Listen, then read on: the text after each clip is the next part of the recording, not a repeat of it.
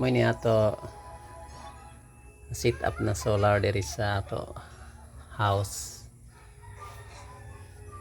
Ini ato inverter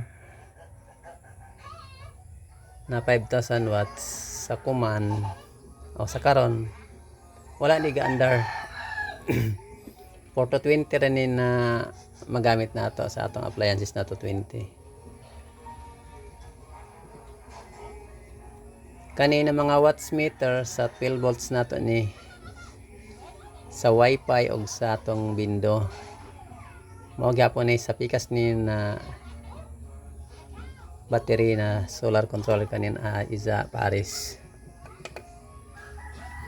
So basta dili magamit ang appliances na 220, nag pure 12 volts ra na ako gamit. Pinagsara ko magamit an ini. Sa washing ra ni og electric fan pwede. Para tipid sa atong battery. Sa ini siya na to controller.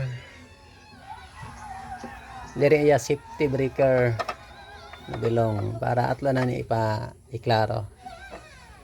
Then ini siya monitoring siya sa input nan solar panel kung pilay isa out na kuryente. Monitor nato diri.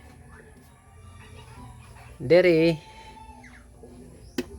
isa paris na watts meter na 12 volts. Kani. Mo ni siya. So nag-consume siya og pila. Di maklaro ba hala? Maklaro na ta ano? Di maklaro.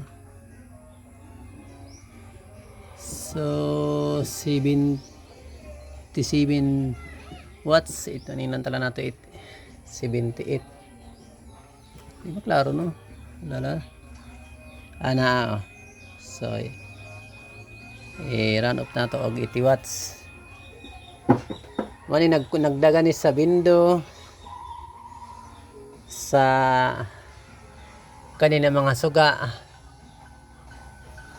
o pati dito mo na iyang drive dere sa kari dere 1920 watts sala. So mo na nagsiga kari dere og kana suga mo na yung gamit niya sa wala pa ko mo gamit sa 220 sa karon. Pero nananaya iyang voltahe niya 2 amperes niya kargaron.